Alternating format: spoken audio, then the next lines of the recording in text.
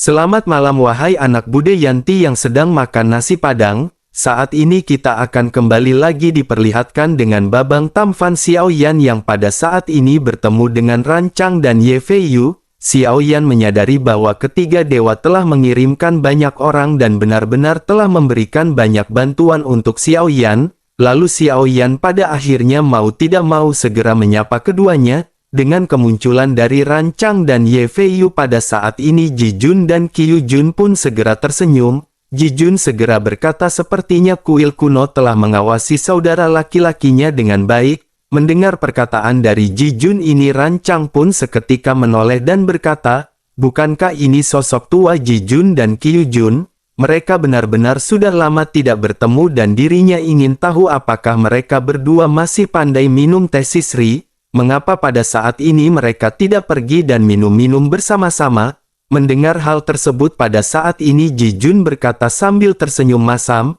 Ji Jun berkata bahwa ini adalah bintang Hong Meng. Setidaknya Rancang pada saat ini memberi wajah kepada mereka. Bukankah lebih baik mereka membicarakan permasalahan ini secara tertutup? Mendengar hal tersebut Rancang pada saat ini tertawa dan berkata agar mereka berdua pada saat ini jangan malu-malu. Ji Jun dan Qiu Jun pada akhirnya memiliki garis hitam di kepala mereka dan tidak ada yang bisa mereka lakukan terhadap Rancang. Pada akhirnya dalam sekejap mata sosok Ji Jun dan Qiu Jun benar-benar pergi dari hadapan semua orang.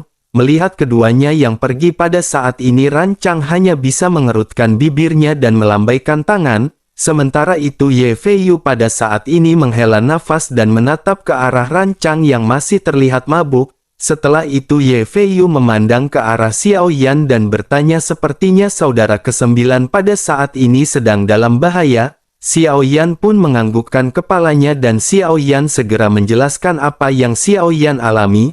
Mendengar penjelasan Xiaoyan ini Ye Fei Yu pun mengangguk dan berkata bahwa mereka lebih berani daripada yang mereka duga. Dengan begitu Xiaoyan harus berhati-hati. Tetapi pada saat ini ketiga paman ada di sini dan mereka tidak akan bisa menyentuh Xiaoyan. Xiaoyan pun mengangguk dan Xiaoyan menyadari bahwa jika bukan karena perlindungan dari kuil dewa kuno kelompok Xiaoyan pasti sudah dibasmi oleh aliansi Dou-Xian sejak lama. Sementara itu Ye Fei Yu segera mengalihkan topik dan bertanya apakah Xiaoyan sudah selesai mendaftar. Xiaoyan pun mengangguk sementara Ye Fei Yu pada saat ini lanjut berkata bahwa ada lelang sekarang, masih ada waktu sebelum ilusi pertama dan apakah Xiaoyan pada saat ini ingin pergi bersama dengan mereka? Xiaoyan mungkin bisa mendapatkan sesuatu yang Xiaoyan inginkan di pelelangan. Mereka jangan melewatkan pelelangan bintang Hong Meng karena pasti akan ada banyak produk yang sangat bagus. Mendengar hal tersebut Xiaoyan pada saat ini menganggukkan kepalanya. Xiaoyan menyadari bahwa pelelangan di bintang Hong Meng tentu saja bukanlah pelelangan yang biasa-biasa saja. Namun saat Xiaoyan hendak menyetujuinya tiba-tiba Ding Yue dengan cepat segera mulai berbicara. Ding Yue menyetujui perkataan dari Ye Fei Yu dan berkata bahwa dirinya telah mendengar beberapa teknologi Styx yang canggih sering muncul di pelelangan bintang Hong Meng.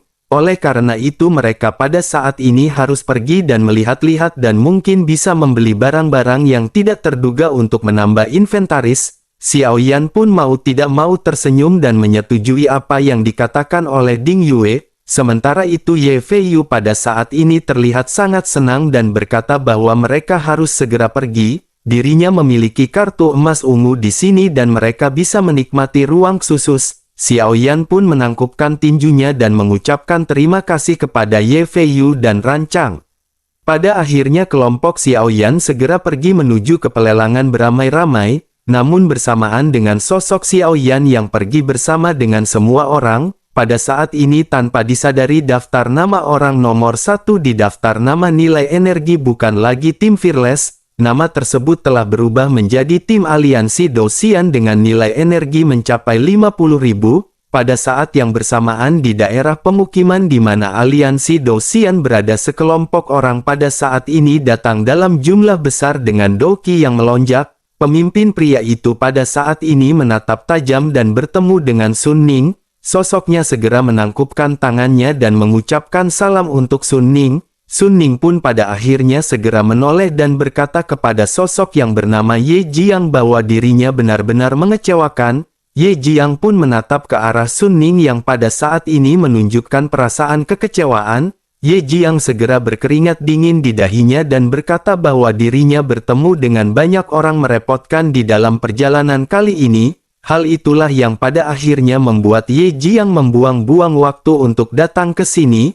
Mendengar hal tersebut, Sun Ning pada saat ini mengabaikan perkataan dari Ye Jiang. Sun Ning tanpa basa-basi segera berkata kepada Ye Jiang bahwa mereka harus memenangkan tempat pertama dalam turnamen 10.000 alam ini. Jiang Ya yang berada di alam bawah telah jatuh ke tangan seorang pemuda tidak dikenal. Oleh karena itu pada saat ini tugas pertama dalam turnamen 10.000 alam adalah menyingkirkan tim tersebut terlebih dahulu. Mendengar hal tersebut, Ye Jiang pada saat ini sedikit terkejut dan bingung. Namun meskipun begitu ada kegembiraan di wajahnya. Hal itu dikarenakan Jiang Ya memiliki kekuatan yang mirip dengannya dan hal tersebut merupakan posisi ancaman bagi Ye Jiang. Ye Jiang pada akhirnya segera berkata bahwa dirinya telah mendengar Jiang Ya dari kota 1000 bintang adalah Dou Xian bintang 5. Dirinya memiliki kekuatan untuk bertarung dengan Ye Jiang. Bagaimana mungkin dirinya bisa dikalahkan oleh orang tidak dikenal dari alam bawah?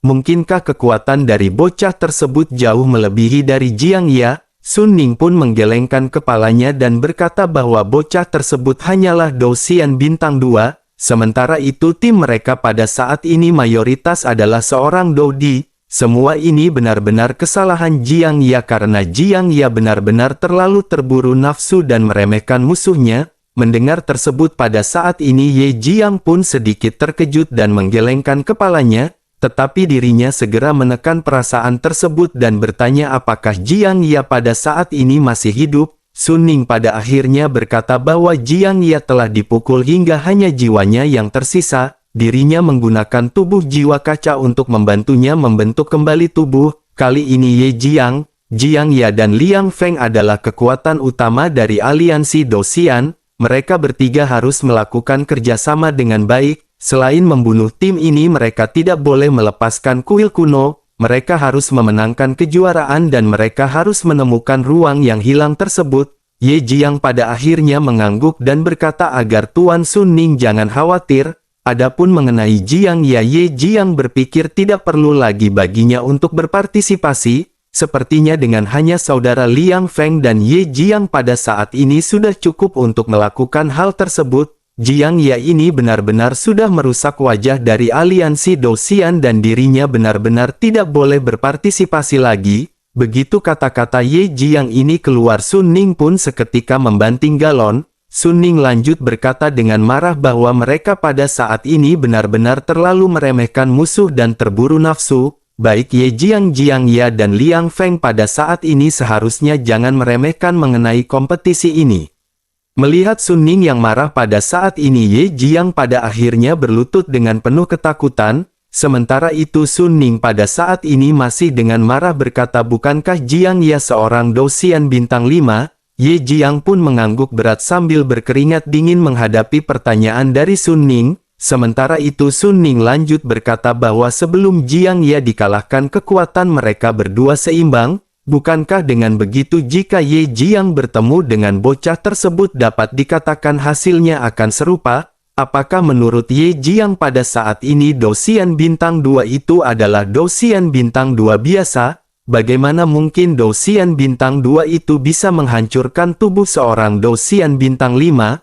Mendengar hal tersebut pada saat ini Ye Jiang benar-benar gemetar tetapi dirinya tidak bisa menjawab. Ye Jiang pada akhirnya segera menyadari bahwa sosok Dou Xian bintang 2 ini bukanlah orang biasa. Sementara itu Sun Ning pada saat ini berkata jika semua orang di aliansi Dou Xian ini sombong seperti mereka, Sun Ning yakin bahwa mereka akan berakhir dengan dibunuh dan jiwa mereka dihancurkan. Pada saat ini Ye Jiang benar-benar tidak boleh gegabah dan meremehkan musuh yang akan mereka hadapi. Sun Ning bahkan telah mengirim 3 bayangan dan ketika bayangan itu benar-benar dihancurkan tanpa sisa, Ye Jiang pun hanya bisa terdiam mendengar semua ocehan dari Sun Ning. Sementara itu Sun Ning pada saat ini bergumam di bintang Hong Meng dan kuil kuno harus menunggu aliansi Dou Xian untuk kembali. Aliansi Dou Xian akan menagih hutang cepat atau lambat kepada mereka. Setelah berbicara pada saat ini Sun Ning pun segera menghilang meninggalkan Ye Jiang.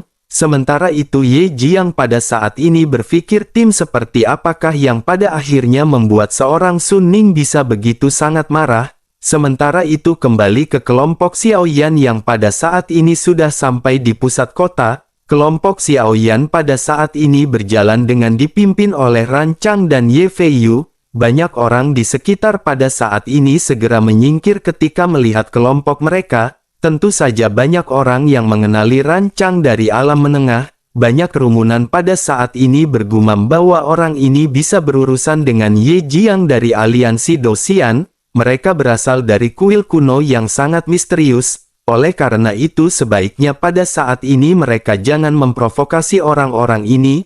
Mendengar kerumunan yang berbicara pada saat ini Ran Chang benar-benar tidak peduli, dirinya bergegas untuk memasuki tempat lelang tetapi tidak lama kemudian penjaga di sekitarnya memanggil dan menghentikannya. Seorang penjaga berteriak kepada kelompok Xiaoyan bahwa mereka telah mengganggu ketertiban. Bintang Hong Meng punya peraturan dan mereka tidak diperbolehkan ikut serta dalam pelelangan. Mendengar hal tersebut pada saat ini Ye Feiyu seketika mengangkat kartu ungu emas di tangannya. Ye Feiyu lanjut berkata dengan keras bahwa mereka pada saat ini memiliki kartu emas ungu. Penjaga itu pun seketika menatap ke arah kartu emas ungu dan sedikit tertegun. Pada akhirnya penjaga segera berkata jika mereka memiliki kartu emas ungu mereka harus tetap mengantri. Karena saluran khusus juga pada saat ini penuh dan mereka harus mengantri untuk masuk. Bersamaan dengan gontok-gontokan ini ada satu kelompok orang yang terbang di kejauhan. Mereka langsung terbang menuju ke rumah lelang tetapi penjaga benar-benar tidak menghentikan mereka.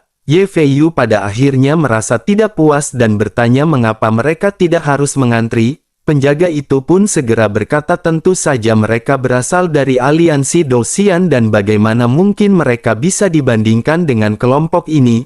Mendengar hal tersebut Ye Feiyu pada saat ini benar-benar merasa sangat marah. Saat Ye Feiyu hendak berdebat pada akhirnya Ran Chang segera mengulurkan tangannya. Sebuah token emas kuno muncul di tangan Ran Chang dan wajah penjaga itu pun seketika menjadi pucat. Ran Chang pada akhirnya segera bertanya apakah ini sudah cukup. Sikap penjaga itu pun seketika berubah 180 derajat dan segera meminta maaf. Penjaga pun segera mempersilahkan kelompok mereka untuk segera masuk. Ran Chang pun tersenyum puas sebelum akhirnya semua orang segera melangkah ke dalam. Begitu di tengah perjalanan pada saat ini Ye Feiyu tidak mengetahui apa yang baru saja dikeluarkan oleh Ran Chang. Ye Feiyu pun segera bertanya kepada Ran Chang apakah yang baru saja dikeluarkan oleh kakak ketujuh. Ran Chang pun tiba-tiba menatap ke arah Ye Feiyu dengan misterius. Dengan suara rendah dirinya berkata bahwa dirinya juga tidak tahu. Ini adalah sesuatu yang diberikan kepadanya oleh kakak kedua. Mendengar hal tersebut Ye Feiyu pada saat ini hanya bisa menggelengkan kepalanya sebelum akhirnya semua orang benar-benar masuk. Pada akhirnya dengan dipimpin Ran Chang dan Ye Feiyu pada saat ini kelompok Xiaoyan menduduki tempat teratas. Tentu saja semakin tinggi tempat duduknya pada saat ini menunjukkan status dari masing-masing orang. Bersamaan dengan sosok Xiaoyan dan yang lainnya yang pada saat ini duduk. Sebuah suara yang dikenal Xiaoyan segera datang dari samping dan bertanya apakah saudara Xiaoyan berada di sini juga. Xiaoyan pun seketika menoleh dan melihat ke arah Geng Ping yang berada di kursi di sampingnya. Xiaoyan pun segera tersenyum dipenuhi keterkejutan dan berkata ternyata ini adalah saudara Geng Ping. Sungguh tidak diduga bahwa mereka bisa bertemu pada saat ini. Keduanya pun berbincang-bincang dan Xiaoyan pada saat ini berpikir bahwa sosok Geng Ping ini tidaklah sederhana. Xiaoyan melihat ke sekeliling dan tentu saja Xiaoyan menyadari bahwa sosok yang berada di lingkaran atas ini bukanlah sosok sederhana. Sementara itu di sisi lain pada saat ini ada juga orang-orang dari alam Dewa Darah. Serigala Darah pada saat ini memandang ke arah Xiaoyan dengan mata yang kejam. Sementara itu Bin Chan di sebelah Serigala Darah pada saat ini mengangkat alisnya. dirinya juga menatap ke arah Xiao Yan, tetapi pada saat ini dirinya merasakan ada rasa misteri yang dipancarkan oleh Xiao Yan. Tetapi ketika dirinya menoleh ke arah Geng Ping, mata dari Bin Chan ini sedikit menyipit. Dirinya pada akhirnya bergumam dengan suara rendah bahwa dirinya merasa orang ini agak aneh. Selain itu sepertinya dirinya juga pernah melihat orang ini di suatu tempat. Serigala darah pun segera menoleh ke arah Geng Ping yang berada di samping Xiao Yan. Namun serigala darah pada saat ini tidak memiliki kesan apapun dan menggelengkan kepalanya. Dirinya segera berkata bahwa dirinya belum pernah melihat orang ini sebelumnya. Setelah itu serigala darah pun kembali menatap ke arah Xiao Yan dengan tajam.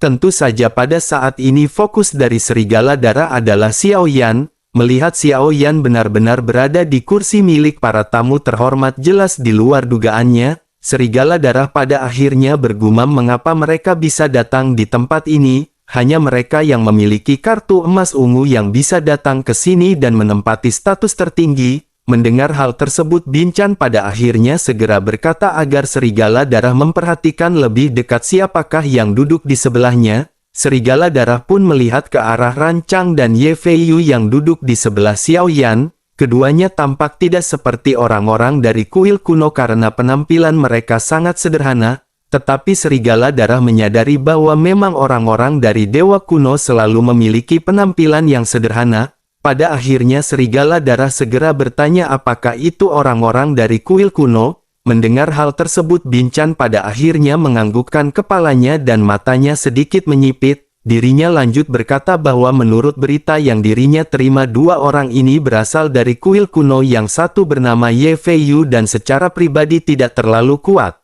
Namun meskipun begitu, keterampilan bertarungnya bisa memperkuat serangan dan menakutkan. Jika dipasangkan dengan yang satu lagi yang bernama Ran Chang yang berada di sampingnya, maka mereka berdua benar-benar kekuatan yang sangat kuat dan tim yang merepotkan. Sepertinya musuh dari serigala darah memiliki hubungan dekat dengan kuil kuno, oleh karena itu segalanya sepertinya menjadi sedikit rumit. Tetapi jika mereka bisa mendapatkan benda itu di dalam pelelangan ini dengan hal tersebut, maka orang-orang ini tidak perlu ditakuti. Mendengar hal tersebut, serigala darah pun mengangguk dan segera menarik pandangannya. Sementara itu kembali ke Xiao Yan yang sedang berbicara dengan Geng Ping. Xiao Yan juga pada saat ini memandang ke arah alam dewa darah dengan tatapan kusam. Tetapi beberapa saat kemudian sekelompok orang perlahan terbang dan hal ini membuat Xiao Yan tiba-tiba mengerutkan kening. Xiao Yan pada saat ini melihat sosok yang dikenalinya dan sosok itu adalah Jiang Ya. Pada saat ini Jiang Ya perlahan-lahan datang bersama dengan sekelompok orang. Jiang Ya telah dibunuh oleh Xiao Yan juga pada saat ini bisa merasakan kehadiran dari Xiao Yan. Kedua mata pada akhirnya segera bertemu di udara seolah-olah ada guntur yang terendam yang tidak terlihat di antara keduanya.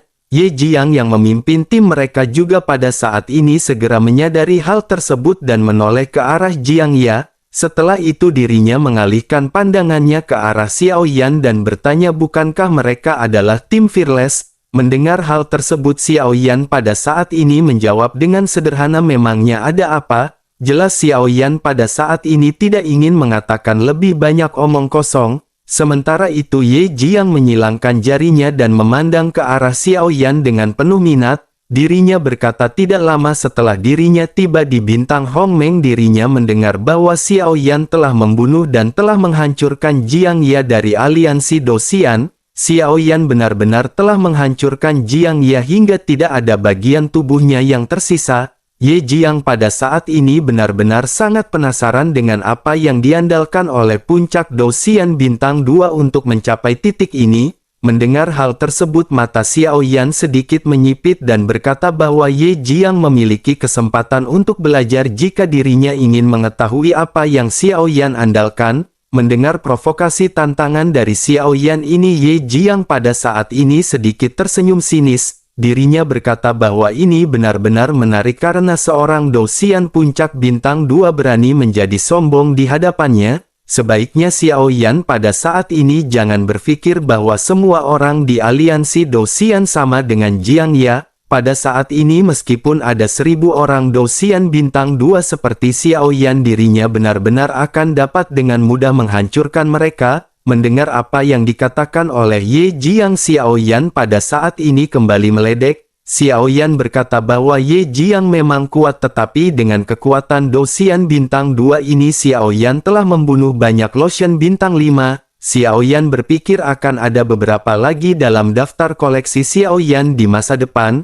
Xiao Yan juga menilai sepertinya Ye Jiang juga merupakan calon yang baik untuk Xiao Yan. Wajah Ye Jiang seketika menjadi gelap mendengar apa yang baru saja dikatakan oleh Xiao Yan. Mata kedua belah pihak pada akhirnya menjadi semakin tajam. Udara di sekitar mereka sepertinya memiliki daya isap yang sangat besar dan sosok Xiao Yan pada saat ini segera mengalami tekanan. Untuk sesaat ekspresi Xiao Yan dan yang lainnya pada saat ini sedikit berubah dengan dada mereka juga yang tiba-tiba merasa sesak. Namun pada akhirnya sebuah suara segera terdengar ketika suara tersebut berkata bahwa Ye Jiang benar-benar bertindak terlalu jauh. Dirinya berada di sini dan tidak bisakah Ye Jiang pada saat ini menghormatinya? Setelah perkataan tersebut terdengar, pada akhirnya momentum tekanan yang dialami oleh kelompok Xiao Yan pada saat ini menghilang. Ekspresinya seketika melembut dan Xiao Yan segera menyadari bahwa sosok yang berbicara sebelumnya adalah Rancang. Ye Jiang juga secara alami melihat keberadaan Rancang, tetapi dirinya tidak pernah berpikir bahwa Rancang akan ikut campur dalam permasalahan ini. Ye Jiang yang pada akhirnya segera berkata kepada Rancang bahwa ini adalah keluhan antara aliansi Dosian dengan dunia bawah. Itu tidak ada hubungannya dengan Rancang maupun Dewa Kuno. Mendengar hal tersebut, Rancang pada saat ini tentu saja mengetahui apa yang dimaksud oleh Ye Jiang. Rancang juga sangat malas berbasa-basi dengan orang-orang dari aliansi Dosian dan segera bertanya apakah Ye Jiang ingin bertarung. Terlebih lagi pada saat ini Rancang tidak terlalu tertarik dengan kompetisi ini.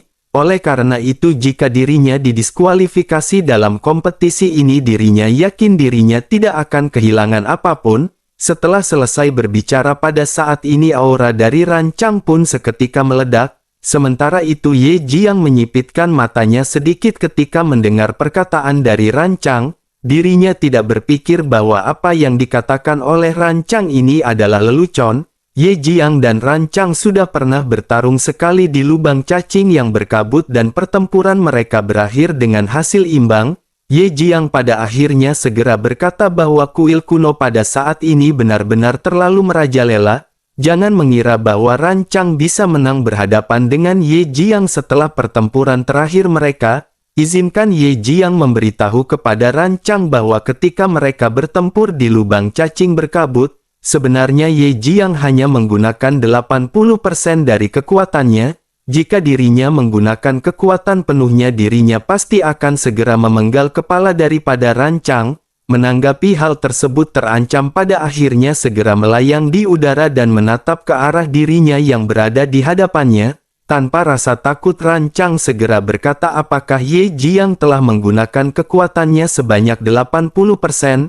Jika begitu permasalahannya, maka izinkan Rancang untuk memberitahu bahwa dirinya hanya menggunakan kekuatannya 50% pada saat itu. Setelah selesai berbicara, Rancang pun mengepalkan tinjunya dan otot di sekujur tubuhnya pada saat ini tampak menggelembung. Auranya pada saat ini benar-benar melonjak dan kekuatannya benar-benar menakutkan. Semua orang yang berada di sekitar pada saat ini benar-benar merasakan momentum yang sangat kuat di antara keduanya. Sementara itu para penjaga pada saat ini masih terdiam dan hanya standby. Mereka menunggu pihak mana yang maju terlebih dahulu untuk segera melakukan tindakan. Sementara itu Ye Jiang pada saat ini menggertakkan giginya dan segera menekan emosinya. Menghadapi ancaman dari Rancang yang merupakan orang gila, Ye Jiang pada saat ini menyadari bahwa dirinya tidak bisa terus terlibat permasalahan ini. Jika dirinya terus berbicara, sepertinya orang gila ini akan segera mengambil tindakan. Ye Jiang tidak takut kepada Rancang, tetapi yang dirinya takutkan adalah Sun Ning. Jika kalian si Dosian didiskualifikasi karena pertempuran dengan Rancang di sini, maka Ye Jiang benar-benar khawatir semua orang akan dibunuh oleh Sun Ning secara langsung. pada akhirnya Ye Jiang segera melambaikan tangannya dan mengajak semua orang di kelompoknya untuk pergi. Semua orang dari aliansi Dou-Xian pada akhirnya segera terbang menuju kursi di kejauhan. Sementara itu Geng Ping yang berada di samping pada saat ini menundukkan kepalanya. Begitu Ye yang melintasi Geng Ping, matanya melirik sedikit, matanya tiba-tiba membeku. Pupil matanya menyusut tajam, tetapi reaksi ini langsung disembunyikan dan tidak ada yang menyadarinya.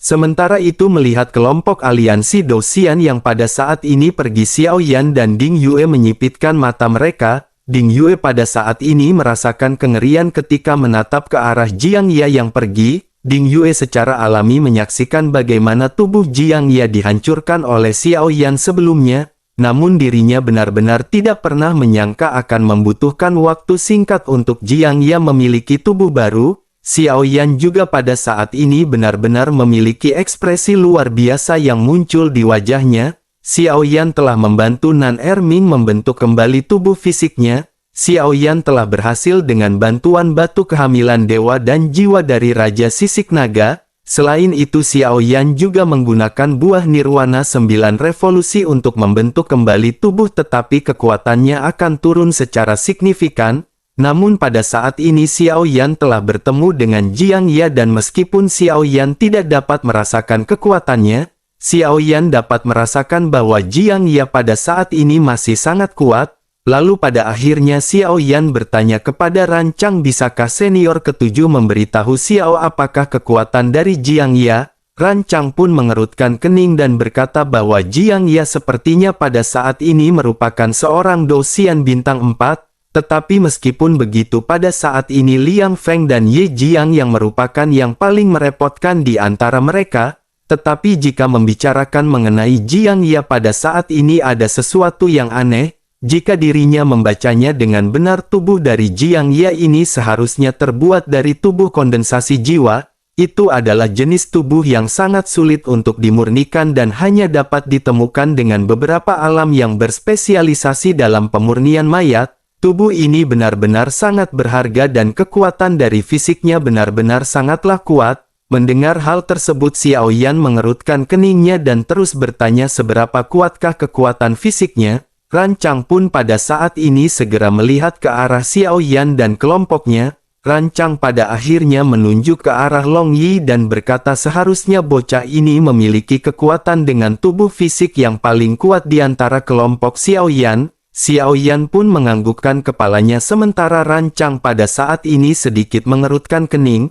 Rancang pada akhirnya segera berkata kekuatan tubuh dari Jiang Ye pada saat ini sedikit lebih kuat jika dibandingkan dengan bocah tersebut. Bagaimanapun juga kekuatan dari tubuh kaca ini benar-benar sangat luar biasa. Untuk menghancurkan tubuhnya sepertinya diperlukan ahli Dou-Xian bintang 7 atau bahkan Dou-Xian bintang 8. Mendengar hal tersebut Xiao Yan pada akhirnya kembali mengerutkan kening dan Xiao Yan tidak menyangka bahwa setelah pertempuran sebelumnya tubuh fisik dari Jiang Ye pada saat ini malah menjadi semakin kuat. Xiao Yan pada akhirnya pada saat ini benar-benar kembali memiliki tekad untuk menjadi lebih kuat daripada sebelumnya. Bersamaan dengan Xiao Yan yang memikirkan hal ini pada saat ini Xiao Yan segera merasakan sesuatu perasaan yang begitu akrab. Hal itu menyebabkan bulu-bulu di sekujur tubuh Xiao Yan berdiri tegak dan Xiao Yan segera mengangkat kepalanya lagi. Mata Xiao Yan segera mencari di antara sosok yang tidak terhitung jumlahnya. Xiao Yan yakin bahwa Xiao Yan baru saja melihat sosok tersebut, tetapi pada saat ini sosok tersebut sudah menghilang.